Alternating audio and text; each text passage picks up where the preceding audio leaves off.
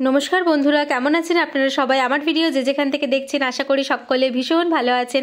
আমি প্রত্যেকদিন আপনাদের সাথে রান্নার ভিডিও শেয়ার করি। আজ ভাবলাম আমার ছোট্ট বাগানটা আপনাদের সাথে একটু ঘুরে দেখায়। এই যে বেগুন গাছ থেকে তুলে নিলাম বেগুন, এগুলো দিয়ে আমি বানিয়েছিলাম বেগুন সুন্দরী। যদি দেখে না থাকেন তাহলে সেই রেসিপিটা আমি বক্সে লিঙ্কটা দিয়ে দেবো, অবশ্যই দেখবেন, খুব টেস্টি হয় খেতে। ঝিঙে তুলে নিলাম। এখন এই যে তুলছি কলমি শাক। কলমি শাক কোনো যত্নের প্রয়োজন হয় না, শুধু বীজ ছড়িয়ে একটু জল দিয়ে দিলেই ব্যাস, ও নিজে নিজেই বাড়তে থাকে। বাড়িতে এই কলমি শাকের গাছটা একটু লাগিয়ে দেখতে পারেন, কোনো যত্ন লাগে না, অথচ খুব সুন্দর এটার কিন্তু ফলন হয়। কাঁচা লঙ্কা গাছ লাগিয়েছি। আমাদের মাটিটার একটু প্রবলেম আছে কি জানি না, কাঁচা লঙ্কা গাছটাই শুধু হতে চায় না একদম। যদি আপনাদের কাছে কিছু টিপস থাকে অবশ্যই শেয়ার করবেন।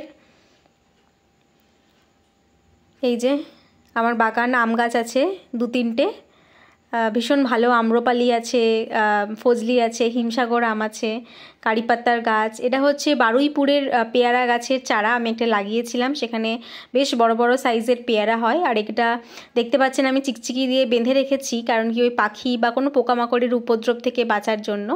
ভিডিওটি যদি ভালো লেগে থাকে অবশ্যই লাইক করবেন, কমেন্ট করবেন, শেয়ার করবেন এবং চ্যানেলটিকে সাবস্ক্রাইব করবেন। ধন্যবাদ।